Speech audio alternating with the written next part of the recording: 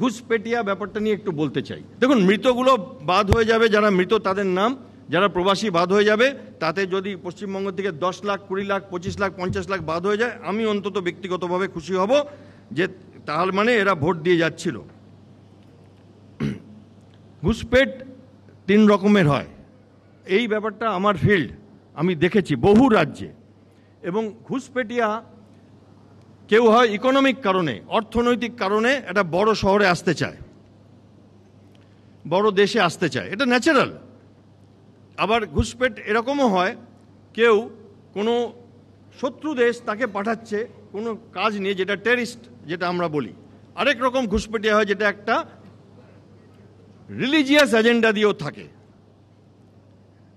এটা আপনারা মানুন না মানুন, I really don't care, but আপনি জামাতে ইসলামীর গুগল করে দেখে নেবেন, তাদের এম হচ্ছে সারা পৃথিবীতে কঠোরতম ইসলাম ধর্ম আনার, তার জন্য যা করতে হয় করো। অর্গানাইজডভাবে তারা নানান জায়গায় মানুষ পাঠায়, ট্রেনিং দিয়ে, মাথা নিচু করে থাকো, ওখানে গিয়ে কাজ করো, ডকুমেন্ট বানাও, বিয়ে করো, সংসার করো, ভোটার হও এবং ছড়িয়ে পড়ো, যেদিন ডাক দেবো সেদিন উঠবে। এবং জামাতে ইসলামী পাকিস্তানে আছে, পাকিস্তানে একটা পার্টি আছে তেহরিকে লবাক, তাদেরও একমাত্র এজেন্ডা ওইটা, যে পাকিস্তানকে আমরা সারিয়া মুসলিম দেশ বানাবো, এটা তাদের এজেন্ডা।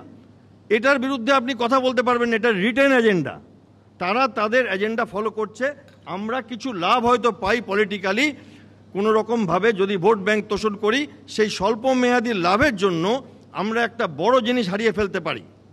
আরে দেশটা, আমি আপনার প্রোগ্রামে একদিন 6 মাস 8 মাস আগে বলেছিলাম যে রাজ্যটাই যদি না থাকে, তাহলে আপনি কবে ভোট করবেন, আর কে কি হবে, কে এমএলএ এমপি হবে, আর কারা এমএলএ নতুন টিকিট পাবে। কারণ আমি এমন অনেক রাজ্যতে দেখেছি যেখানে রাজ্যটাই ছিল না, 10 বছর রাজ্য ছিল না, কোনো পলিটিশিয়ান, তারা সব যারা বুড়ো ছিল তারা পলিটিক্সের বাইরে চলে গেছে, যারা ইয়াং ছিল তারা বুড়ো হয়ে গেছে, তারা এখন আছে।